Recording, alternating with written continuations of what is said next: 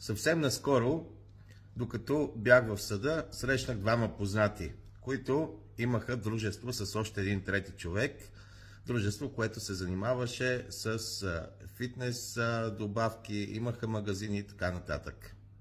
Попитах ги какво става, защо са в съда.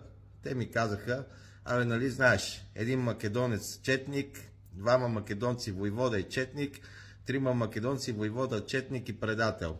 Съдим се да разделяме дружеството. След това, малко по-късно, при мен в кантората дойде един друг познат, който си е направил ООД с негов близък, и неговия близък е започнал, тъй като е бил и съдружник, и управител, и двамата като управители са имали право да представляват дружеството, започва да прехвърля имущество от дружеството на своя фирма ЕОД. Регистрирал си ЕОД и почнал да източва ООД-то, където е в съдружие, да прехвърля активи на своята лична фирма. Това нещо е увреждане на дружеството. Когато не се разбират двама или повече съдружници, най-често проблема е когато са двама, единият може да бъде изключен, ако не спазва устава на дружеството, ако го нарушава, ако извършва действия против дружеството, както е втория случай. Така че това е възможно. В този случай, когато има такива нарушения, съдружникът, който се изключва, не участва в общото събрание, където се взима решение за неговото изключване. Той няма право на глас при изключването си, гласува само този, който го изключва, изключващия.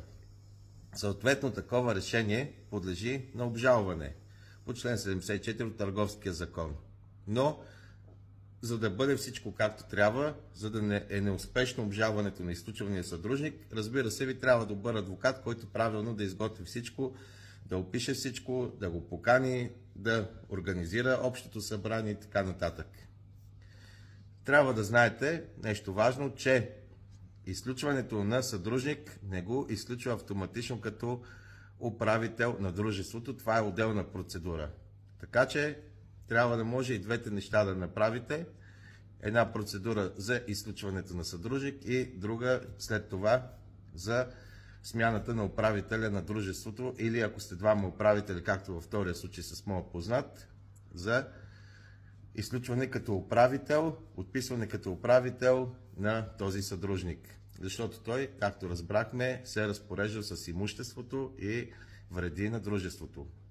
Моят познат, разбира се, може допълнително от името на дружеството да съди този, който е увредил дружеството, за причинените вреди и за имуществото, което си е прехвърлил на своята фирма и е увредил ООД-то, където е в съдружие.